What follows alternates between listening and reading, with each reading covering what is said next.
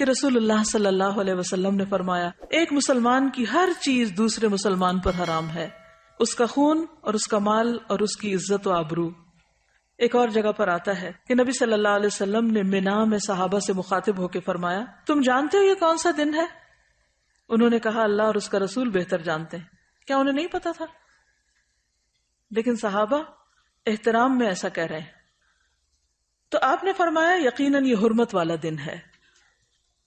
پھر آپ صلی اللہ علیہ وسلم نے پوچھا کیا تم جانتے ہو یہ کون سا مہینہ ہے؟ انہوں نے کہا اللہ اور اس کا رسول بہتر جانتے ہیں۔ تو آپ نے فرمایا یہ حرمت والا مہینہ ہے۔ پھر آپ نے پوچھا تم جانتے ہو یہ کون سا شہر ہے؟ انہوں نے کہا اللہ اور اس کا رسول بہتر جانتے ہیں۔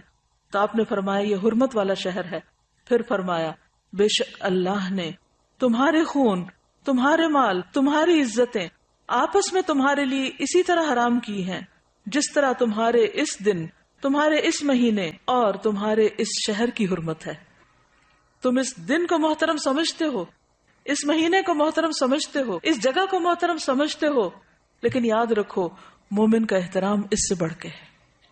ان احادیث کی روشنی میں اور آپ اپنے دلوں کا جائزہ لیں، کیا واقعی ہم احترام کے اس معیار پر پورے اترتے؟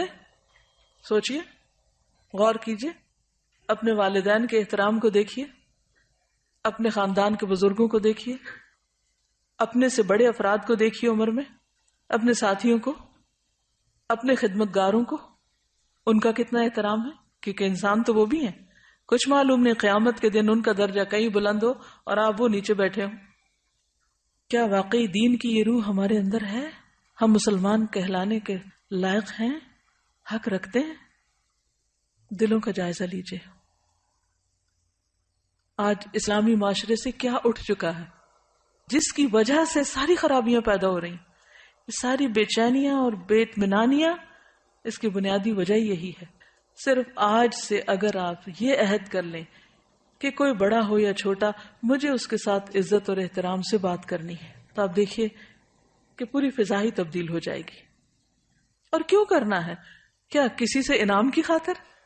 کسی سے کچھ حاصل کرنے کے لیے؟ نہیں۔ کیوں کریں گے ہم احترام کسی کا؟ اچھا یہ بتائیے مجھے، ہم احترام کرتے کیوں نہیں؟ احترام کیوں نہیں کرتے؟ اس کی کیا وجہ ہوتی؟ اس کے پیچھے کیا نفسیات ہوتی؟ تکبر، ایروگنس۔ ہم سمجھتے ہیں ہم اگر کسی کا احترام کریں گے، کسی کے ساتھ ہم عزت سے پیش آئیں گے تو ہم چھوٹے ہو جائیں گے، پھر دوسرے ہمارے سر پہ چڑھ جائیں گے۔ حالانکہ بہت سے اختلافات ہم احترام کی حد کے اندر رہتے ہوئے بھی حل کر سکتے ہیں۔ ضروری تو نہیں کہ کسی بھی کام کو بدتمیزی اور بد اخلاقی سے ہی کیا جائے۔ ہم امن سے، احترام سے، سکون سے، خوشی سے بہت سے معاملات کو حل کر سکتے ہیں، لیکن ہم ایسا کیوں نہیں کرتے؟ کیونکہ وہ اندر کی اصلاح نہیں ہوئی۔ بعض اوقات ہم یہ بھی کرتے ہیں کہ اگر کوئی میری عزت کرے گا تو میں اس کی عزت کروں گی، کنڈیشنل شرط رکھ دیتے ہیں، چونکہ اس نے نہیں کی لہٰذا مجھ پر بھی فرض عائد نہیں ہوتا۔ اور ایگو، برا گمان، جب ہمارے دل میں کسی کا احترام نہیں ہوتا نا تو رویے میں آتا ہی نہیں۔ جن کے دلوں میں احترام ہوتا ہے کیا وہ نگاہوں سے بھی نہیں چھلک رہا ہوتا؟ وہ چہروں سے جھلک رہا ہوتا ہے، وہ رویوں سے پتہ چل رہا ہوتا ہے، وہ چال ڈھال سے پتہ چل جاتا ہے۔ اس کے لیے کسی خول چڑھانے کی ضرورت ہی نہیں ہوتی۔ تو اصل چیز کیا ہے کہ اس بات کو اللہ کا حکم سمجھ کر اپنے اندر لانے کی کوشش کریں۔ جب وہ اندر آ جائے گی تو باہر خود بخود آ جائے گی۔ یہی دین کا طریقہ ہے، اسی کا نام تزکیہ ہے۔ نبی صلی اللہ علیہ وسلم صرف کتاب کی تعلیم دے کر نہیں چلے گئے، بلکہ آپ نے لوگوں کا تزکیہ کیا۔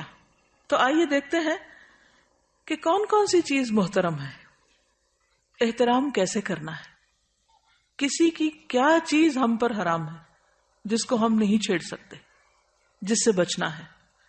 تو سب سے پہلے ہے جان کی حرمت۔ ہر انسان کو جینے کا حق ہے سوائے اس کے کہ اللہ اس کو یہ حق نہ دے۔ قرآن مجید میں قتل مومن کو حرام قرار دیا گیا۔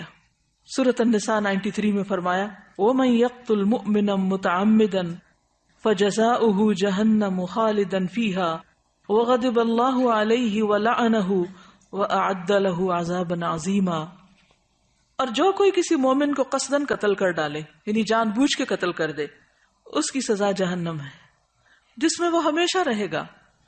اس پر اللہ تعالیٰ کا غضب ہے، اللہ تعالیٰ نے اس پر لعنت کی ہے، اور اس پر اس کے لیے بہت بڑا عذاب تیار کر رکھا ہے۔ حدیث میں آتا ہے، حضرت ابو ہریرہ رسول اللہ صلی اللہ علیہ وسلم کا یہ فرمان ذکر کر رہے تھے کہ اگر تمام آسمانوں اور زمین والے کسی مومن کے قتل میں شریک ہوں تو اللہ تعالیٰ ان سب کو جہنم میں دھکیل دے گا۔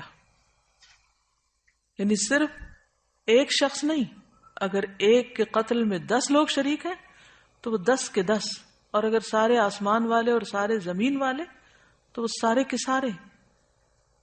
پتہ کیا چلتا ہے کہ ایک مومن کی جان اس قدر قیمتی ہے اللہ کے نزدیک کہ اس کے بدلے میں وہ سب کو سزا دے سکتا ہے اگر وہ اس کے جان لینے میں شریک ہو۔ آج آپ دیکھیے کہ ہمارے معاشرے میں کتنی چھوٹی چھوٹی باتوں پر قتل ہو جاتے ہیں، مثلا جائیداد، خاندانی دشمنیاں، چھوٹی سی بات سے غصے میں فلیئر اپ ہو جانا، اور شک کی بنیاد پر، کھیل میں ہار جیت پر قتل ہو رہا ہے، غیرت کے نام پر، بعضوں کو صرف شک کی بنیاد پر، گمان کی بنیاد پر، تعصبات کی بنیاد پر، مذہبی بنیادوں پر، حسد کی وجہ سے۔ کسی دن کا کوئی اخبار اٹھا لے، بغیر کسی امتیاز کے کوئی اخبار کسی بھی دن کا قتل کی خبر سے خالی نہ ہوگا۔ اور وہ بتا رہی ہیں کہ میاں بیوی میں جھگڑا ہوا، بیوی نے 6 ماہ کی بچی کو چھت سے اٹھا کے پھینک دیا۔ ان گنت کہانیاں ہیں قتل کی، حالانکہ اللہ کے نزدیک اتنا بڑا جرم، اور پھر خصوصاً بے گناہ کا قتل۔ رسول اللہ صلی اللہ علیہ وسلم ایک خطبے میں فرما رہے تھے، امید ہے کہ ہر ایک گناہ اللہ تعالیٰ معاف فرما دے گا سوائے اس شخص کے جو کسی مومن کو جان بوجھ کر قتل کرے، جو کسی مومن کو جان بوجھ کر قتل کر دے، یا جو شخص کفر کی حالت میں مرے۔ اور قیامت کے دن سب سے زیادہ مفلس وہ شخص ہوگا کہ جو بہت سی نیکیاں لے کر آئے گا، لیکن اس کے ساتھ ساتھ اس نے کسی کو گالی دی ہوگی، کسی پہ تہمت لگائی ہوگی، کسی کا مال کھایا ہوگا، کسی کا خون بہایا ہوگا، کسی کو مارا ہوگا۔ سب لوگوں کو اس آدمی کی نیکیاں دے دی جائیں گی، اور اگر اس کی نیکیاں ان کے حقوق کی ادائیگی سے پہلے ختم ہو گئیں تو ان لوگوں کے گناہ بھی اس آدمی پہ ڈال دیے جائیں گے، پھر اس کو جہنم میں ڈال دیا جائے گا۔ وہ صرف اپنے گناہوں کی سزا نہیں بھگتے گا، بلکہ اس کے ساتھ ساتھ باقی سب کے گناہوں کی سزا بھی بھگتے گا جن پر اس نے دنیا میں ظلم کیا تھا۔ حدیث میں آتا ہے، نبی صلی اللہ علیہ وسلم نے فرمایا، اس ذات کی قسم جس کے قبضے میں میری جان ہے، مومن کا قتل کرنا اللہ کے نزدیک تمام دنیا کے تباہ ہونے سے زیادہ ہے۔ سوچئے اس بات کو، یعنی تمام دنیا کا زوال، تمام دنیا کا ختم ہو جانا۔ اللہ نے دنیا میں کیا کچھ بنایا ہوا، سمندر ہے، پہاڑ ہیں، دریا، درخت، طرح طرح کے پھل، بے شمار نعمتیں، آپ گن نہیں سکتے دنیا میں جو کچھ ہے، لیکن اللہ نے یہ سب کچھ کس کے لیے بنایا؟ انسان کے لیے بنایا۔ اور اگر انسان کو کوئی ختم کر دے تو باقی چیزوں کی کیا ویلیو ہے؟ کچھ بھی تو نہیں۔ لہذا پوری دنیا کا زوال ایک طرف اور مومن کا قتل ایک طرف، اتنا سنگین اور بڑا جرم۔ قتل کرنا تو جرم ہے ہی، مسلمان بھائی پر اسلحہ لہرانا بھی منع ہے۔ حدیث میں آتا ہے، رسول اللہ صلی اللہ علیہ وسلم نے فرمایا، جب مسلمان اپنے بھائی پر اسلحہ لہرائے، یعنی مثلا تلوار ہے تو اٹھائے، یا چاقو دکھائے، یا کوئی بندوق کی نالی اس کی طرف پھیرے، تو فرشتے ہمیشہ اس پر لعنت کرتے رہتے ہیں یہاں تک کہ وہ اس کو نیام میں داخل کر لے، یعنی واپس ڈال لے۔ یعنی کسی کی طرف اسلحے کے ساتھ پوائنٹ آؤٹ کرنا جو ہے وہ بھی منع ہے۔ کہا یہ کہ اٹھا کے کسی کو کچھ مار دے کوئی۔ اچھا، اس کو کیوں منع کیا گیا؟ اس پر کیوں لعنت کی گئی؟ یعنی اسلحے کو لہرا کے کسی کو ڈرانا یا اس کی طرف اس کا رخ کرنا، کچھ پتہ نہیں کہ کس وقت غلطی سے ہی گولی چل جائے، یا شیطان اس کو صرف کھیل کھیل میں دکھاتے ہوئے دوسرے پہ جا مارنے کی دعوت دے۔ خوف زدہ کرنا بھی منع ہے۔ میں جانتی ہوں ایک ایسی ماں کو جس کا تڑپ تڑپ کر برا حال تھا، اور اس کی وجہ صرف یہی تھی کہ دوست اکٹھے تھے، ان کے پاس اسلحہ تھا، اور وہ صرف جوک کر رہے تھے، اور اسی میں گولی چل گئی اور بچہ فوت ہو گیا۔ اور اس ماں کو کسی پل کسی پہلو قرار نہیں آ رہا تھا کہ یہ کیا ہو گیا. وہ جانے والا تو چلا گیا، لیکن لواحقین پیچھے جتنا تڑپتے ہیں اس تکلیف کا بھی آپ اندازہ کیجئے. اور اس میں انٹینشن نہیں تھی، قتل خطا تھا، لیکن کیا تھا؟ اس حدیث سے لا علمی کہ مذاق میں بھی یا کسی بھی طرح آپ لہراؤ بھی نہیں، نکال کے کسی کو ڈراؤ بھی نہیں. آج کل بچوں کے ٹوائز بھی بعض اوقات ایسے ہوتے ہیں، واٹر گنز جو ہیں ان میں پانی بھر کے ایک دوسرے کے اوپر پھینکتے رہتے ہیں اور وہ اسی کی پریکٹس ہوتی رہتی ہے. موویز ایسی دیکھتے ہیں، گیمز ایسی ہیں کہ جس میں باقاعدہ بیٹھ کے وہ سب کچھ اسکرین کے اوپر ہر وقت خون دیکھ رہے ہیں. تو آپ دیکھیے کہ جب اتنا کرائم دیکھا جاتا ہے تو پھر ذہن مسخ ہو کے رہ جاتے ہیں، اور پھر ان کرائمز کو کرتے وقت جھجک ہی نہیں ہوتی، حیا ہی نہیں ہوتا، کوئی خوف ہی نہیں ہوتا. بعض اوقات مائیں بچوں کی طرف جو بھی چیز ہاتھ میں ہوتی، چوری ہو، کینچی ہو، چمٹا ہو، کچھ ہو، کوئی سلائی ہو، اس سے بھی وار کرتی رہتی، اور بعضوں کا چھٹ بھی جاتا ہے، تو اس سے بھی بچنا چاہیے. ابن عباس سے روایت ہے کہ نبی صلی اللہ علیہ وسلم نے فرمایا، لوگوں میں سب سے زیادہ مبغوض اللہ کے ہاں 3 لوگ ہیں، سخت ناپسندیدہ. نمبر 1 حرم میں ظلم کرنے والا، نمبر 2 اسلام میں جاہلیت کا طریقہ تلاش کرنے والا، اور نمبر 3 کسی شخص کا خون ناحق طلب کرنے والا، یعنی کسی شخص کے پیچھے پڑنے والا کہ وہ ملے تو اس کو مار ڈالے. ایسا شخص جو صرف تلاش ہی کر رہا ہو، بات کرتا ہے ٹارگٹ کلنگ، یعنی کچھ لوگوں نے اس کو ایک مذاق بنایا ہوا ہے یا ایک کھیل بنایا ہوا ہے، یا کچھ لوگوں کو اپنے ٹارگٹ پہ رکھا ہوتا ہے کہ فلاں فلاں کو مار ڈالنا ہے، اور اس کے لیے وہ راستے تلاش کرتے رہتے ہیں.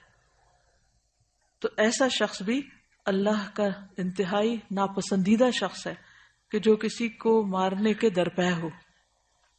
بے جا خون جنت کے دروازے پر رکاوٹ بن جائے گا. جندب بن عبداللہ سے روایت ہے کہ رسول اللہ صلی اللہ علیہ وسلم نے فرمایا، اگر کسی میں یہ ہمت ہو کہ وہ اپنے اور جنت کے مابین مسلمان آدمی کے خون کی ایک لب بھی حائل نہ ہونے دے، جسے وہ مرغی کے ذبح کرنے کی طرح بے قیمت سمجھ کر بہا دے، تو وہ ایسا کرے، کیونکہ وہ جب بھی جنت کے کسی دروازے پر جائے گا تو اس خون کو اپنے اور جنت کے مابین بطور آڑ پائے گا. یعنی قتل تو قتل ہے، کسی کا خون بہانا، یعنی اس کو زخمی کر کے اس کا خون بہانا جو ہے، یہ بھی جنت اور اس کے بیچ میں رکاوٹ ڈال دے گا. تو جہاں سے بھی انٹر ہونا چاہے گا دروازہ بند ہو جائے گا، یا کوئی چیز بیچ میں آئے گی کہ وہ انٹر نہیں ہو سکے گا. آپ نے بازو کا دیکھا ہوگا نا، وہ کارڈ سوائپ کر کے آپ نکل جاتے ہیں، تو اگر کارڈ میں ذرا سی بھی کوئی خرابی آئے، اسکریچ آ جائے، تو آپ کارڈ سوائپ کرتے رہتے ہیں لیکن آپ کے لیے دروازہ نہیں کھلتا. آپ دوسری طرف سے انٹر ہونا چاہتے ہیں، تیسری اور ٹرین جا رہی ہوتی ہے اور آپ پریشان ہوتے ہیں کہ میں پیچھے رہ رہا ہوں. اس لیے کسی کے ساتھ کسی بھی قسم کی زیادتی حرام ہے. قتل حرام ہے، اسلحہ لہرانا باعث لعنت ہے، اور اسی طرح کسی کے قتل کے درپے ہونا اور اس چیز کو سوچنا یا کہنا، یہ بھی ناپسندیدہ ہے. آپ نے دیکھا ہوگا کہ بعض اوقات تکیہ کلام کے طور پر لوگ کہتے ہیں I'll kill you. سنا کبھی آپ نے؟ اس سے بھی بچیے، کیونکہ اگر آپ دن میں 10 دفعہ یہ کہہ رہے ہیں تو آپ کے اعمال نامے میں لکھا جا رہا ہے. اور بعض لفظ ہم جب بار بار بولتے ہیں تو کیا ہوتا ہے، لاشعور میں چلے جاتے ہیں، اور پھر بعض اوقات انسان اچانک ایسی کوئی غلطی کر بیٹھتا ہے کہ جس کا وہ سوچتا نہیں ہے، اس نے سوچا نہیں ہوتا، لیکن اسے وہ بھول چکا ہوتا ہے کہہ کے کہ میں یہ کہتا رہا ہوں. اب جتنی بار بھی اس نے ایسا کہا